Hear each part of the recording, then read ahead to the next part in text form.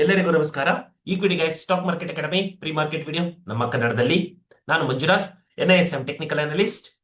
ಬನ್ನಿ, ನಿನ್ನೆ ಮಾರ್ಕೆಟ್ ಅಲ್ಲಿ ಏನೇನಾಯ್ತು ನೋಡಿ. Nifty 170 points positive, bank Nifty 260 points positive ಮತ್ತು ಸೆನ್ಸೆಕ್ಸ್ 595 ಪಾಯಿಂಟ್ಸ್ ಪಾಸಿಟಿವ್.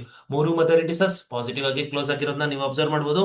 ನಂತರದಲ್ಲಿ India VIX, India volatility index minus ಇದ್ದರೆ ಮಾರ್ಕೆಟ್ ಅಲ್ಲಿ ಫಿಯರ್ ಕಮ್ಮಿ ಆಗಿದೆ, ಮಾರ್ಕೆಟ್ ಬುಲಿಶ್ ಆಗುವ ಚಾನ್ಸಸ್ ಇದೆ ಅಂತ ಅನ್ಬಿಟ್ಟು ಇಂಡಿಕೇಟ್ ಮಾಡ್ತಾ ಇರುತ್ತೆ. ನಿನ್ನೆ ಇಂಡಿಯಾ ವಿಕ್ಸ್ ಎಷ್ಟು ಅಂತ ತೋರಿಸ್ತಾ ಇದೆ, -1.2% ಚೇಂಜ್ ಆಗಿರೋದನ್ನ ನೀವು ನೋಡಬಹುದು. ಸೊ ಮಾರ್ಕೆಟ್ ಬುಲಿಶ್ ಆಗುವ ಚಾನ್ಸಸ್ ಇದೆ ಅಂತ ತೋರಿಸ್ತಾ ಇದೆ.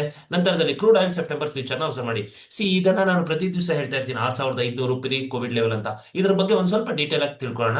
ಏನು ಅಂತ ಹೇಳಿದ್ರೆ ನೋಡಿ, ಇವಾಗ ನಾವು ಭಾರತದವರು ಇಂಪೋರ್ಟ್ ಮಾಡ್ಕೊಂತೀವಿ ಕ್ರೂಡ್ ಆಯಿಲ್ ನ, ಕರೆಕ್ಟಾ? ಒಂದು ಬ್ಯಾರಲ್ ಆಫ್ ಕ್ರೂಡ್ ಆಯಿಲ್ ನ ಇಂಪೋರ್ಟ್ ಮಾಡ್ಕೊಳ್ಳೋವಾಗ ನಾವು ಒಂದು ಅಮೌಂಟ್ ನ ಪೇ ಮಾಡಬೇಕು. ಅದನ್ನ ನಾವು US ಡಾಲರ್ ಅಲ್ಲಿ ಪೇ ಮಾಡ್ತೀವಿ, ಕರೆಕ್ಟಾ? ಅದ್ರ ಪ್ರೈಸ್ ಕಮ್ಮಿ ಆಯ್ತು ಅಂದ್ರೆ ನಾವೇ ಭಾರತದವ್ರು ಕಮ್ಮಿ ಪೇ ಮಾಡ್ಬೇಕಲ್ವಾ ಅವರಿಗೆ? ಅರ್ಥ ಆಗ್ತಾ ಇದೆಯಾ? ಸೊ ಹಾಗಾಗಿ ಪ್ರೀ ಕೋವಿಡ್ ಲೆವೆಲ್ 6500 ಈ ಪ್ರೈಸ್ ಗಿಂತ ಕೆಳಗಿದ್ರೆ ಮಾರ್ಕೆಟ್ ಅಲ್ಲಿ ನಾವು ಕಮ್ಮಿ ಪೇ ಮಾಡ್ತಾ ಇದೀವಿ ಕ್ರೂಡ್ ಆಯಿಲ್ಗೆ ಅಂತ ಅಂದ್ಬಿಟ್ಟು. ಸೊ ನಾವು ಇಂಪೋರ್ಟ್ ಮಾಡ್ಕೊಳ್ಳೋದು ಕಮ್ಮಿ ಆಗ್ತಾ ಇದೆ. ಸೊ ಅದನ್ನ ನಾವು ಯುಟಿಲೈಸ್ ಮಾಡ್ಕೋಬಹುದು ಪ್ರಾಪರ್ ಆಗಿ ಅಂತ ಅಂದ್ಬಿಟ್ಟು. So crude oil September future ₹5694 pre ಇದ್ರೊಳಗೆ ರನ್ ಆಗ್ತಾ ಇರೋದನ್ನ ನೀವು ನೋಡಬಹುದು. ಸೊ ಕ್ರೂಡ್ ಆಯಿಲ್ ನಾವು ಬುಲಿಶ್ ಅಂತ ಕರಿತಾ ಇರ್ತೀವಿ. ನಂತರದಲ್ಲಿ ನೋಡಿ, ನಿಫ್ಟಿ 50 ಏನಾಯ್ತು ನಿನ್ನೆ ಡೈಲಿ ಟೈಮ್ ಫ್ರೇಮ್ ಅಲ್ಲಿ? ನಾವು ನಿನ್ನೆ ಪ್ರೆಡಿಕ್ಟ್ ಮಾಡಿದ್ವಿ ಏನು, 25,100 ಮತ್ತು 25,000 ಈ ಝೋನ್ ನಮಗೆ ಸ್ಟ್ರಾಂಗ್ ಸಪೋರ್ಟ್ ಮತ್ತೆ ರೆಸಿಸ್ಟೆನ್ಸ್ ಝೋನ್ ಆಗಿ ಕೆಲಸ ಮಾಡ್ತಾ ಇದೆ ಅಂತ ಅಂದ್ಬಿಟ್ಟು ನೋಡಿ. ಅದನ್ನ ಯಾವಾಗ ಬ್ರೇಕ್ ಮಾಡುತ್ತಲ್ವಾ, ಅಲ್ಲಿದ್ದ ಪುಟ್ ಸೆಲ್ಲರ್ಸ್ ಮತ್ತು ಕಾಲ್ ಸೆಲ್ಲರ್ಸ್ ಅಂತ ನಾನು ಹೇಳ್ತಾ ಇದ್ದೇನೆ. ಕಾಲ್ ಸೆಲ್ಲರ್ಸ್ ಇಲ್ಲಿದ್ದವರು ಕಾಲ್ ಸೆಲ್ಲರ್ಸ್, ಕೆಳಗಡೆ ಇದ್ದವ್ರು ಪುಟ್ ಸೆಲ್ಲರ್ಸ್ ಅಲ್ವಾ? ಕಾಲ್ ಸೆಲ್ಲರ್ಸ್ ಎಕ್ಸಿಟ್ ಆಗಿದ ತಕ್ಷಣ ನಾವು ಒಂದು ರ್ಯಾಪಿಡ್ ಮೂವ್ಮೆಂಟ್ ನೋಡ್ತೀವಿ, ಅಪ್ ಸೈಡ್ ಅಥವಾ ಡೌನ್ ಸೈಡ್ ಅಂತ ನಾನು ಹೇಳಿದ್ದೆ, ಕರೆಕ್ಟಾ? ನಾನು 25,000 ಬ್ರೇಕ್ ಆಯ್ತು ಅಂತ ಹೇಳಿದ್ರೆ, ಬ್ರೇಕ್ ಡೌನ್ ಆದ್ರೆ 24,900. ಅದೇ ರೀತಿ 25,100 ಬ್ರೇಕ್ ಔಟ್ ಆದ್ರೆ 25,200 ಹೋಗುತ್ತೆ ಅಂತ ಪ್ರೆಡಿಕ್ಟ್ ಮಾಡಿದ್ವಿ. ಅದೇ ರೀತಿಯಲ್ಲಿ ನೀವು ಅಬ್ಸರ್ವ್ ಮಾಡಬಹುದು, ಒಂದು ಸ್ಟ್ರಾಂಗ್ ರಿಕವರಿ ಮಾರ್ಕೆಟ್ ಅಲ್ಲಿ ಬುಲ್ಲಿಶ್ ರ್ಯಾಲಿ ನಾವು ಬಂದಿದ್ದು ನೋಡಬಹುದು. ಹಾಗಾಗಿ R1, R2 ಮತ್ತು R3 ನಾವು ಸಪೋರ್ಟ್ ಝೋನ್ ನ ಏನಕ್ಕೆ ಮಾರ್ಕ್ ಮಾಡ್ಕೋಬೇಕು, ರೆಸಿಸ್ಟೆನ್ಸ್ ಝೋನ್ ನ ಏನಕ್ಕೆ ಮಾರ್ಕ್ ಮಾಡ್ಕೋಬೇಕು ಅಂದ್ರೆ ಇದಕ್ಕೋಸ್ಕರನೇ. ನೋಡಿ, ನಿಮಗೆ ಎಲ್ಲೂ ಕೂಡ ಒಂದೂ ಕೂಡ ಬೇರಿಶ್ ಕ್ಯಾಂಡಲ್ ಪ್ಯಾಟರ್ನ್ ಎಲ್ಲೂ ಬಂದೇ ಇಲ್ಲ. ಸೊ ಹಾಗಾಗಿ ಇದನ್ನ ನಮ್ಮ ಸೆಟಪ್ಸ್ ಯೂಸ್ ಮಾಡ್ಕೊಂಡು ನಾವು ತುಂಬಾ ಚೆನ್ನಾಗಿ ಟ್ರೇಡ್ ಮಾಡಿದ್ವಿ ಅಂತ ನಾವು ಹೇಳ್ಬೋದು. ನಮ್ಮ ಸ್ಟೂಡೆಂಟ್ಸ್ ಕೂಡ ತುಂಬಾ ಚೆನ್ನಾಗಿ ಟ್ರೇಡ್ ಮಾಡಿದ್ದಾರೆ ನಿನ್ನೆ. That is very good news from the equity guys. ನಂತರದಲ್ಲಿ ನಿಫ್ಟಿ 50 ಅಲ್ಲಿ ಡೈಲಿ ಟೈಮ್ ಫ್ರೇಮ್ ಅಲ್ಲಿ ನೋಡೋದಾದ್ರೆ ಒಂದು ಸ್ಟ್ರಾಂಗ್ ಬುಲಿಶ್ ಕ್ಯಾಂಡಲ್ ನ ಪ್ಯಾಟರ್ನ್ ನ ಫಾರ್ಮ್ ಮಾಡಿದೆ. ಅದೇ ರೀತಿಯಲ್ಲಿ ನಿಫ್ಟಿ ಬ್ಯಾಂಕ್ ಅಲ್ಲೂ ಕೂಡ ಒಂದು ಸ್ಟ್ರಾಂಗ್ ಗ್ರೀನ್ ಕ್ಯಾಂಡಲ್ ನ ಫಾರ್ಮ್ ಮಾಡಿರೋದನ್ನ ನೀವು ಅಬ್ಸರ್ವ್ ಮಾಡಬಹುದು. ಸೊ ಡೇಟಾ ಬಂದ್ಬಿಟ್ಟು ಬುಲಿಶ್ ಆಗಿದೆ. ನಂತರದಲ್ಲಿ ಸೆಕ್ಟರಲ್ ಇಂಡಿಸಸ್ ಯಾವ ತರ ಪರ್ಫಾರ್ಮ್ ಮಾಡಿದೆ ನೋಡಿ. ನಿಫ್ಟಿ IT ಪಾಸಿಟಿವ್ ಆಗಿದೆ, ನಿಫ್ಟಿ ಬ್ಯಾಂಕ್ ಪಾಸಿಟಿವ್ ಆಗಿದೆ, Nifty infrastructure positive, Nifty energy sector positive, auto sector positive ಮತ್ತು ಮೆಟಲ್ ಸೆಕ್ಟರ್ ಪಾಸಿಟಿವ್. ನಾವು ನೋಡುವ 5 ಸೆಕ್ಟರ್ಗಳು, ಮೇಜರ್ ಸೆಕ್ಟರ್ಗಳು ಪಾಸಿಟಿವ್ ಆಗಿರೋದು ಮಾರ್ಕೆಟ್ಗೆ ಸೂಪರ್ ಬುಲಿಶ್ನೆಸ್ ನ ಇಂಡಿಕೇಟ್ ಮಾಡ್ತಾ ಇದೆ. ನಂತರದ ಅಡ್ವಾನ್ಸ್ ಡಿಕ್ಲೇರ್ ರೇಷಿಯೋ ಬರೋದಾದ್ರೆ 2001 ಕಂಪನಿಗಳು ಪಾಸಿಟಿವ್, 1057 ಕಂಪನಿಗಳು ನೆಗೆಟಿವ್. ಸೊ ಸೆಂಟಿಮೆಂಟ್ ಬುಲಿಶ್ ಆಗಿದೆ. ಇನ್ನು ನಿಫ್ಟಿ 50 ಸ್ಪೆಸಿಫಿಕ್ ಆಗಿ ನೋಡೋಣ ನೋಡಿ. 40 ಕಂಪನಿಗಳು 40 ಕಂಪನಿಗಳು ನಿಮಗೆ ಪಾಸಿಟಿವ್ ಆಗಿದೆ, 10 ಕಂಪನಿಗಳು ನೆಗೆಟಿವ್. ನಿಫ್ಟಿ ಬ್ಯಾಂಕ್ ಅಲ್ಲಿ ಬರೋದಾದ್ರೆ 8 ಕಂಪನಿಗಳು ಪಾಸಿಟಿವ್, 4 ಕಂಪನಿಗಳು ನೆಗೆಟಿವ್ ಆಗಿರೋದನ್ನ ನೀವು ಅಬ್ಸರ್ವ್ ಮಾಡಬಹುದು. ಸೊ ನಮಗೆ ನಿಫ್ಟಿ 50 ಮತ್ತು ನಿಫ್ಟಿ ಬ್ಯಾಂಕ್ ಎರಡು ಪಾಸಿಟಿವ್ ಆಗಿರೋದು ಗುಡ್ ನ್ಯೂಸ್, ಬುಲಿಶ್ನೆಸ್. ನಂತರದಲ್ಲಿ ಆಪ್ಷನ್ ಚೈನ್. ಆಪ್ಷನ್ ಚೈನ್ ಬರೋವಾಗ ಇವಾಗ ನಾವು ಮುಂದಿನ ಎಕ್ಸ್ಪೈರಿನ ತಗೋಬೇಕು. ಅದು 23 ಸೆಪ್ಟೆಂಬರ್ 2025 ಎಕ್ಸ್ಪೈರಿ. ಇದು ನಿಫ್ಟಿ 50 ಚಾರ್ಟ್ ಆಗಿರುತ್ತೆ, ವೀಕ್ಲಿ ಎಕ್ಸ್ಪೈರಿ. ಇದು ವೀಕ್ಲಿ ಎಕ್ಸ್ಪೈರಿ ನಿಫ್ಟಿ 50 ಚಾರ್ಟ್ ಅಲ್ಲಿ ನೋಡಿ, in the money call option buy ಆಗಿದೆ, out of the money call option ಕೂಡ ಬೈ ಆಗಿರೋದನ್ನ ನೀವು ನೋಡಬಹುದು. ಸೊ ಡೇಟಾ ಬಂದ್ಬಿಟ್ಟು ನಮಗೆ ಸೂಪರ್ ಬುಲಿಶ್ ಇದೆ. ಅದೇ ರೀತಿಯಲ್ಲಿ ಅದಕ್ಕೆ ಸಪೋರ್ಟ್ ಮಾಡಲು in the money put option sell ಆಗಿದೆ, out of the money put option sell ಆಗಿರೋದನ್ನ ಕೂಡ ನೀವು ಅಬ್ಸರ್ವ್ ಮಾಡಬಹುದು. ಸೊ ಡೇಟಾ ಬಂದ್ಬಿಟ್ಟು ಸೂಪರ್ ಬುಲಿಶ್ ಆಗಿದೆ. ಕಾಲ್ ಬೈಯರ್ಸ್ ಮತ್ತು ಪುಟ್ ಸೆಲ್ಲರ್ಸ್ ಒಂದೇ ಕ್ಯಾಟಗರಿಗೆ ಬರ್ತಾರೆ. ಸೊ ಹಾಗಾಗಿ ಇಲ್ಲಿ ಕಾಲ್ ಬೈಯರ್ಸ್ ಮತ್ತು ಪುಟ್ ಸೆಲ್ಲರ್ಸ್ ಎಲ್ಲರೂ ಇರೋದ್ರಿಂದ ನಮಗೆ ಮಾರ್ಕೆಟ್ ಬುಲಿಶ್ ಆಗಿದೆ, ಬುಲಿಶ್ ಆಗೋದು ಚಾನ್ಸಸ್ ಇದೆ ಅಂತ ನಾವು ಹೇಳ್ಬೋದು. ಅಥವಾ ಬೈಯರ್ಸ್ ಇದಾರೆ, ಮಾರ್ಕೆಟ್ ನ ಮೇಲ್ಗಡೆ ತಗೊಂಡೋಗೋ ಚಾನ್ಸಸ್ ಇದೆ ಅಂತ ನಾವು ಹೇಳ್ಬೋದು. PCR ರೇಷಿಯೋಗೆ ಬರೋದಾದ್ರೆ ನೋಡಿ, PCR ರೇಷಿಯೋನೇ ತುಂಬಾ ಇಂಪಾರ್ಟೆಂಟ್ ಆಗಿರೋದು ಇವತ್ತು. PCR ರೇಷಿಯೋ ನಮಗೆ 1.25 1.3 ಹತ್ರ ಬಂದಿದೆ. ಸೊ ಇದು ನಮಗೆ ಇಂಪಾರ್ಟೆಂಟ್ ತಿಳ್ಕೊಬೇಕಾಗಿರೋ ನಾಲೆಡ್ಜ್, ಆಯ್ತಾ? ಇದ್ಯಾವಾಗ 1.4 ದಾಟಿ ಹೋಗುತ್ತೋ ಅವಾಗ ಮಾರ್ಕೆಟ್ ನ ಓವರ್ ಬಾಟ್ ಝೋನ್ ಅಂತಾರೆ. ಅಲ್ಲಿಂದ ಎ ಶೇಪ್ ರಿಕವರಿ ಬರೋ ಚಾನ್ಸಸ್ ಇರುತ್ತೆ, ಮರಿಬೇಡಿ ಅದನ್ನ. ಬುಲ್ಲಿಶ್ ಅಂತ ಹೇಳಿದ್ರೆ ಸುಮ್ಮನೆ ಬೈ ಮಾಡ್ಬಿಟ್ಟು ಕಾಲ್ ಬೈ ಮಾಡ್ಬಿಟ್ಟು ಮೇಲ್ಗಡೆ ಹೋಗೋದು ಅಥವಾ ಫ್ಯೂಚರ್ ಬೈ ಮಾಡ್ಬಿಟ್ಟು ಮೇಲ್ಗಡೆ ಹೋಗುತ್ತೆ ಅಂತ ಅಲ್ಲ. PCR ರೇಷಿಯೋ ಬಗ್ಗೆನೂ ಗಮನ ಇರಬೇಕು ನಿಮಗೆ. ನಂತರದಲ್ಲಿ ಹೆಚ್ಚು ಸಪೋರ್ಟ್ ಝೋನ್ ಅಥವಾ ರೆಸಿಸ್ಟೆನ್ಸ್ ಝೋನ್. ಬುಲ್ಲಿಶ್ ಆಗಿರುವಾಗ ಆಪ್ಷನ್ ಚೈನ್ ಇಲ್ಲಿ ರೆಸಿಸ್ಟೆನ್ಸ್ ಝೋನ್ ಇರಲ್ಲ, ಕೇವಲ ಸಪೋರ್ಟ್ ಝೋನ್ ಇರುತ್ತೆ. ಸಪೋರ್ಟ್ ಝೋನ್ ಅಂತ ಬರೋದಾದ್ರೆ ನೋಡಿ, 25,200 ಅಲ್ಲಿ 75,000 ಕ್ವಾಂಟಿಟಿ ಪುಟ್ ಸೆಲ್ಲರ್ಸ್ ಇದ್ದಾರೆ. ಆಯ್ತಾ. ಇದು ನಿಮಗೆ ಒಂದು ಸಪೋರ್ಟ್ ಝೋನ್ ಆಗಿ ಕೆಲಸ ಮಾಡುತ್ತೆ. 25,200. ಅರ್ಥ ಆಯ್ತಾ. ಸೊ ನೋಡೋಣ ಮುಂದೆ ಹೇಗೆ ಇದ್ರ ಬಗ್ಗೆ ನಾವು ಇದನ್ನು ಯೂಸ್ ಮಾಡ್ಕೊಂಡು ಹೇಗೆ ಪ್ಲಾನ್ ಮಾಡ್ಕೋಬೇಕು ಅಂತ. FIDA ಡೇಟಾ ನೋಡಿ. ಕ್ಯಾಶ್ ಮಾರ್ಕೆಟ್ ಅಲ್ಲಿ FIS ಬೈ ಮಾಡಿದ್ದಾರೆ, DIS ಬೈ ಮಾಡಿದ್ದಾರೆ. ಸೊ ಕಂಗ್ರಾಚುಲೇಷನ್ಸ್, ಇಬ್ರು ಬೈ ಮಾಡಿದ್ದಾರೆ. ಸೊ 1,800 ಕೋಟಿಯಷ್ಟು ನೆಟ್ವರ್ಕ್ ಬೈ ಆಗಿದೆ. F&O ಸೆಗ್ಮೆಂಟ್ ಬರೋದಾದ್ರೆ F&O ಸೆಗ್ಮೆಂಟ್ ಅಲ್ಲಿ ಇಂಡೆಕ್ಸ್ ಫ್ಯೂಚರ್ಸ್ ಅಲ್ಲಿ ಬೈ ಆಗಿದೆ, ಸ್ಟಾಕ್ ಫ್ಯೂಚರ್ಸ್ ಅಲ್ಲೂ ಕೂಡ ಬೈ ಆಗಿರೋದನ್ನ ನೀವು ನೋಡ್ಬೋದು. ಸೊ ಡೇಟಾ ಸೂಪರ್ ಬುಲ್ಲಿಶ್ ಆಗಿದೆ ಅಂತ ನಾವು ಹೇಳ್ಬೋದು ಈ ಡೇಟಾ ನೋಡ್ಬಿಟ್ಟು.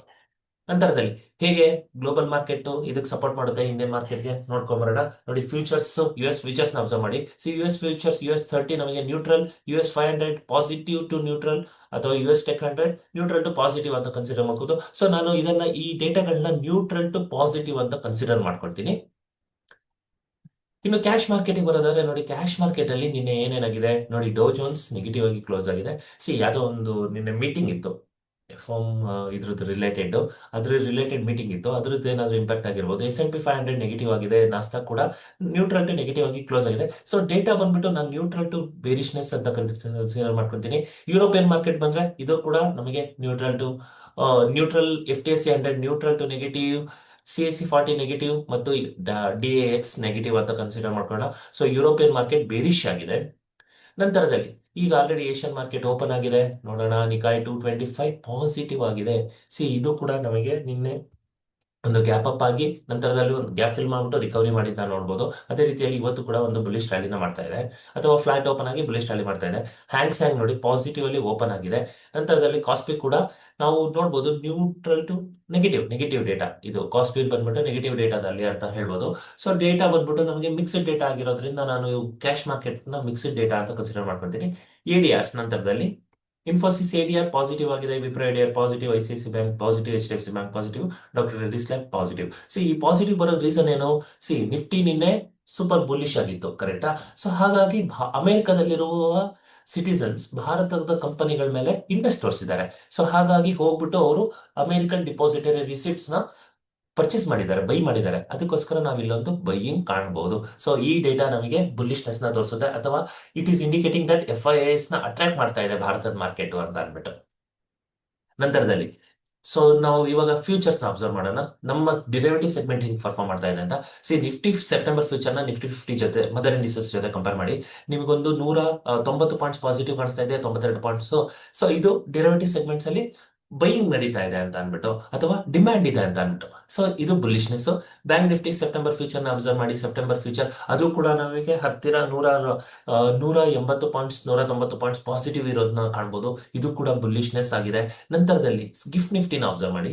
ಗಿಫ್ಟ್ ನಿಫ್ಟಿಗೆ ಏನಾದರೂ ನಿಫ್ಟಿ ಸೆಪ್ಟೆಂಬರ್ ಫ್ಯೂಚರ್ ಗಿಂತ ಹೆಚ್ಚಾಗಿದ್ದರೆ ಕ್ಯಾಪ್ ಅಪ್ ಆಗುವ ಚಾನ್ಸಸ್ ಇರುತ್ತೆ ಮಾರ್ಕೆಟ್ ಅಲ್ಲಿ. ಇವತ್ತು ಏನಾಗ್ತಾ ಇದೆ ನೋಡಿ, ಆಲ್ರೆಡಿ 388 330 ಹತ್ತಿರ ನಿಮಗೆ 60 ಪಾಯಿಂಟ್ಸ್ ಪಾಸಿಟಿವ್ ಆಗಿರೋದನ್ನ ಕಾಣಿಸ್ತಾ ಇದೆಯಲ್ಲ. 60 ಪಾಯಿಂಟ್ಸ್ ಪಾಸಿಟಿವ್ ಆಗಿರೋದು ನಿಮಗೆ ಮಾರ್ಕೆಟ್ ಅಲ್ಲಿ ಇವತ್ತು ಗ್ಯಾಪ್ ಅಪ್ ಆಗುವ ಚಾನ್ಸಸ್ ನ ಇಂಡಿಕೇಟ್ ಮಾಡ್ತಾ ಇದೆ. ಸೊ ಹಾಗಾಗಿ ಸಪೋರ್ಟ್ ಅಂಡ್ ರೆಸಿಸ್ಟೆನ್ಸ್ ನ ಮಾರ್ಕ್ ಮಾಡ್ಕೊಂಡು ಏನ್ ಮಾಡೋಣ, ನಮ್ಮ ಪ್ಲಾನ್ ಹೇಗಿರ್ಬೇಕು ಅಂತ ನೋಡ್ಕೊಂಬರೋಣ. ನೋಡಿ ನಾನು ನಿಮ್ಗೆ ಹೇಳ್ತಾ ಇದ್ದೆ, ಇಲ್ಲೊಂದು ಈ ಸಪೋರ್ಟ್ಸ್ ಈ ರೆಸಿಸ್ಟೆನ್ಸ್ ಝೋನ್ ಇದೆಲ್ಲ, ಇದನ್ನ ಬ್ರೇಕ್ ಮಾಡಿದ್ರೆ ಮಾರ್ಕೆಟ್ ಒಂದು ಸೂಪರ್ ಬುಲ್ಲಿಶ್ ಆಗುವ ಚಾನ್ಸಸ್ ಇರುತ್ತೆ ಅಂತ ಅಂದ್ಬಿಟ್ಟು. ಇದು 21 ಆಗಸ್ಟ್ 2025. ನೀವು ಒಂದು ಪ್ಯಾಟರ್ನ್ ಅಬ್ಸರ್ವ್ ಮಾಡಿದ್ರೆ ಇಲ್ಲೊಂದು ಪ್ಯಾಟರ್ನ್ ಫಾರ್ಮ್ ಮಾಡಿದೆ, ಕರೆಕ್ಟಾ. ಒಂದು W ಪ್ಯಾಟರ್ನ್ ಅಂತ ಕನ್ಸಿಡರ್ ಮಾಡ್ಕೊಳ್ಳಿ ನೀವು, ಆಯ್ತಾ. ಈ ಹೈನ ಯಾವಾಗ ಬ್ರೇಕ್ ಮಾಡಿದೀವೋ ನಾವು ನಮ್ಮ ಈಕ್ವಿಟಿ ಗೈಸ್ ಸ್ಟಾಕ್ ಮಾರ್ಕೆಟ್ ಅಕಾಡೆಮಿಯಲ್ಲಿ ನಾವು ಹೇಳ್ತಾ ಇರ್ತೀವಿ, ಮಾರ್ಕೆಟ್ ಆಲ್ರೆಡಿ ಬಾಟಮ್ ಮಾಡಿದೆ. ನೀವು ಹಳೆ ವಿಡಿಯೋಸ್ ನ ಹೋಗಿ ನೋಡ್ಬೋದು. ಈ ವಿಡಿಯೋಸ್ಗಳನ್ನೆಲ್ಲ ಚೆಕ್ ಮಾಡಿ. 24,350 ಬಾಟಮ್ ಆಗೋಗಿದೆ. ಸೊ ಗ್ಯಾನ್ ಸೈಕಲ್ ಪ್ರಕಾರ ಇಲ್ಲಿಂದ ಒಂದು ರಿಕವರಿ ಬರಲೇಬೇಕು ಅಂತ ಅಂದ್ಬಿಟ್ಟು. ಸೊ ಸೆಪ್ಟೆಂಬರ್ ಫ್ಯೂಚರ್ ಅಲ್ಲಿ ಒಂದು ರಿಕವರಿ ಬರುತ್ತೆ ಅಂತ ಹೇಳಿದ್ವಿ. ಅದೇ ರೀತಿಯಲ್ಲಿ ಒಂದು ಸೆಪ್ಟೆಂಬರ್ ಫ್ಯೂಚರ್ ಅಲ್ಲಿ ಒಂದು ರಿಕವರಿ ಬಂದಿದೆ. ಹಂಗಂದಿದ ತಕ್ಷಣ ಫುಲ್ ಆಲ್ ಟೈಮ್ ಹೈ ಹೋಗುತ್ತಾ? ಖಂಡಿತ ಇಲ್ಲ. ಅದಕ್ಕೂ ಕೂಡ ಒಂದು ಲಾಜಿಕ್ ಅನ್ನೋದು ಯೂಸ್ ಮಾಡ್ಕೋಬೇಕು, ಸೆಟಪ್ಸ್ ಅನ್ನೋದು ಯೂಸ್ ಮಾಡ್ಕೋಬೇಕು. ಸಪೋರ್ಟ್ ಅಂಡ್ ರೆಸಿಸ್ಟೆನ್ಸ್ ನ ಮಾರ್ಕ್ ಮಾಡ್ಕೊಂತ ನೋಡೋಣ ಅದರ ಬಗ್ಗೆ. ಸೊ ಮೊದಲನೇ ರೆಸಿಸ್ಟೆನ್ಸ್ 25,261 ಮೊದಲನೇ ರೆಸಿಸ್ಟೆನ್ಸ್, 25,322 ಎರಡನೇ ರೆಸಿಸ್ಟೆನ್ಸ್, ಮತ್ತು 25,524 ಮೂರನೇ ರೆಸಿಸ್ಟೆನ್ಸ್. ಇಲ್ಲೊಂದು ಗ್ಯಾಪ್ ಇದೆ ನೋಡಿ, 25,355. ಈ ಝೋನ್ ಕೂಡ ನೀವು ಮಾರ್ಕ್ ಮಾಡ್ಕೊಳ್ಳಿ. ಇದು ಕೂಡ ತುಂಬಾ ಇಂಪಾರ್ಟೆಂಟ್ ಝೋನ್ ಆಗಿ ಕೆಲಸ ಮಾಡುತ್ತೆ. ಗ್ಯಾಪ್ ಹೇಗೆ ವರ್ಕ್ ಆಗುತ್ತೆ? ಒಂದು ಮ್ಯಾಗ್ನೆಟ್ ತರ ವರ್ಕ್ ಆಗುತ್ತೆ. ನಂತರದಲ್ಲಿ ಸಪೋರ್ಟ್ ಸೈಡ್ ಬರೋದಾದ್ರೆ ನಿನ್ನೆ ಲೋ ನಮ್ಮ ಮೊದಲನೇ ಸಪೋರ್ಟ್ ಆಗುತ್ತೆ 25,084. ನಂತರದಲ್ಲಿ 25,070, ನಂತರ 25,000 48 ಎರಡನೇ ಸಪೋರ್ಟ್, ಮತ್ತು 25,038 ನಮ್ಮ ಮೂರನೇ ಸಪೋರ್ಟ್. ನಂತರದಲ್ಲಿ ಇಲ್ಲೊಂದು ಗ್ಯಾಪ್ ಝೋನ್ ಇದೆ, ಹಲವು ಗ್ಯಾಪ್ಗಳಿದೆ. ಡೌನ್ ಸೈಡ್ ಅಲ್ಲಿ ತುಂಬಾ ಗ್ಯಾಪ್ಗಳಿದೆ. ಆಯ್ತಾ, ಇದನ್ನ ಮಾರ್ಕೆಟ್ ಫಿಲ್ ಮಾಡಲೇಬೇಕು. ಮಾರ್ಕೆಟ್ ಫಿಲ್ ಮಾಡಿಲ್ಲ ಅಂತ ಹೇಳಿದ್ರೆ ಇದ್ರ ಬಗ್ಗೆ ನಾವು ಇದನ್ನ ತುಂಬಾ ಮಾರ್ಕೆಟ್ ಇವತ್ತಲ್ಲ ಮುಂದೆ ಯಾವತ್ತಾದ್ರೂ ಈ ಝೋನಿಗೆ ಬಂದೇ ಬರುತ್ತೆ. ಸೊ ಹಾಗಾಗಿ ಈ ಗ್ಯಾಪ್ಗಳನ್ನೂ ಕೂಡ ಮಾರ್ಕ್ ಮಾಡಿ ಪರ್ಮನೆಂಟ್ ಆಗಿ ಸೇವ್ ಮಾಡಿ ಇಟ್ಕೊಂಡಿರಿ. ಯಾಕೆ ಅಂತ ಹೇಳಿದಾಗ ಮಾರ್ಕೆಟ್ ಅಲ್ಲಿ ಬಂದಾಗ ನೀವು ಒಂದು ಇನ್ವೆಸ್ಟ್ಮೆಂಟ್ ಪ್ಲಾನ್ ನ ಮಾಡ್ಕೊಳ್ಳೋಕೆ ರೆಡಿ ಇರ್ಬೋದು. ಸೊ ಇನ್ನು ಇನ್ವೆಸ್ಟ್ಮೆಂಟ್ ಅಂತ ಬರೋದಾದ್ರೆ ನೋಡಿ, ಇನ್ವೆಸ್ಟ್ಮೆಂಟಿಗೆ ಇನ್ನೂ ಟೈಮ್ ಬಂದಿಲ್ಲ. ನಾನು ಹೇಳಿದೆ ಓವರ್ ಬಾಟ್ ಝೋನ್ ಫ್ರೀಸ್ ಆಗೋಗಿದೆ. ಓವರ್ ಬಾಟ್ ಝೋನ್ ಫ್ರೀಸ್ ಅಂತ ಹೇಳಿದ್ರೆ ಮಾರ್ಕೆಟ್ ಇಲ್ಲೇ ಕಾನ್ಸ್ಟೆಂಟ್ ಆಗಿ ಇನ್ನೊಂದ್ ಸ್ವಲ್ಪ ದಿವಸ ಇಲ್ಲೇ ಉಳ್ಕೊಳ್ಳೋ ಚಾನ್ಸಸ್ ಇರುತ್ತೆ. ಇಲ್ಲಿಂದ ಒಂದು ಪ್ರಾಫಿಟ್ ಬುಕ್ಕಿಂಗ್ ಬಂದಾಗ ನಾವು ಒಂದು ರೆಡ್ ಕ್ಯಾಂಡಲ್ ಗಳನ್ನ ನೋಡ್ತೀವಿ, ಹಲವು ಗ್ಯಾಪ್ ಗಳಿದೆ. ಈ ಗ್ಯಾಪ್ ಗಳನ್ನ ಮಾರ್ಕ್ ಮಾಡ್ಕೊಳ್ಳಿ. ಈ ಗ್ಯಾಪ್ ಗಳು ಬಂದಾಗ ನೀವು ಇನ್ವೆಸ್ಟ್ ಮಾಡೋಕೆ ಸ್ಟಾರ್ಟ್ ಮಾಡಿ ಅಂತ ನಾವು ಹೇಳ್ತೀವಿ. ನಂತರದಲ್ಲಿ ಇಂಟ್ರಾಡೇ ಪಾಯಿಂಟ್ ಆಫ್ ವ್ಯೂ ಏನಿರಬೇಕು, intraday point of view please ಅಂತ ಅರ್ಥ ಮಾಡ್ಕೊಳ್ಳಿ. ಇವಾಗಿನ ಮಾರ್ಕೆಟ್ ಒಂದು ಬ್ರೇಕ್ಔಟ್ ಕೊಟ್ಟಿದೆ, ಗ್ಯಾಪ್ ಅಪ್ ಆಗುವ ಚಾನ್ಸಸ್ ಇದೆ, ಬ್ರೇಕ್ಔಟ್ ಕೊಟ್ಟಿದೆ. ನಂತರದಲ್ಲಿ ಇಲ್ಲಿ ನೋಡಿ, ಇಲ್ಲೊಂದು ಈ ಗ್ಯಾಪ್ ಇದೆ ಅಲ್ವಾ, 25,350.